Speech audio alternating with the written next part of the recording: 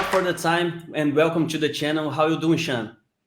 Doing good, can't complain. About leave for Vegas in 2 weeks today, so I'm doing good. So, Sean, as you know, we are speaking to the Brazilian audience, and as we know, one of your BJJ coaches is Augusto Mendes, which is from Brazil. What do you know about Brazil? Have you ever been here? I've never been there. Would love to go. The only two things I know about Brazil is they got some of the best jiu-jitsu in the world and beautiful women. That's the only two things I know. And acai bowls. Açaí balls, yes. Uh, It's a hit in Brazil. And do you learn any words in Portuguese? Augusto, did um, you? no, not really. A little bit of Spanish. I know they translate a little bit, but it's not quite the same. But not really. No. Not Tanquinho Augusto does good with his English. okay. Yeah, so he's Not so not even bad words. no, not any Portuguese ones. Okay. So Sean, how is your relationship with Tanquinho? When did you first met him, and how did you started training together? Yeah, that's a good question. I think Tanquinho came to the lab um shortly after I did, I believe, which was 8 years ago or something like that, 7, 8 years ago.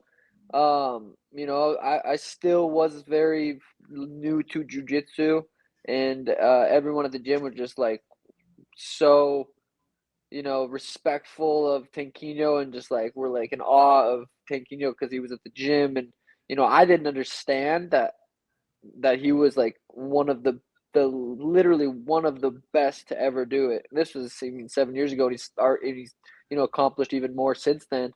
Um, so once I kind of started learning about more jujitsu and doing more jujitsu, we built a good relationship. Tim and I, my head coach, and I would go to his academy outside of the MMA lab and train under him. So we were actually, doing jujitsu with him, also on top of getting to train with him at the MMA lab. So we were training with him as much as we could because I knew for me, my striking was always pretty elite and up there.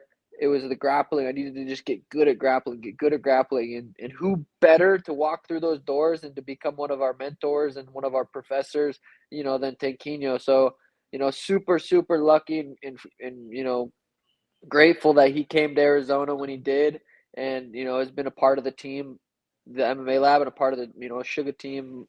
I bring him to my fights. He's in my corner too, for the last couple years. So yeah. That's awesome. So I believe that you already saw UFC events from Brazil in TV. So I would like to know what's your opinion about Brazilian crowds. Would you like to have the experience of fighting in Brazil one day? Um.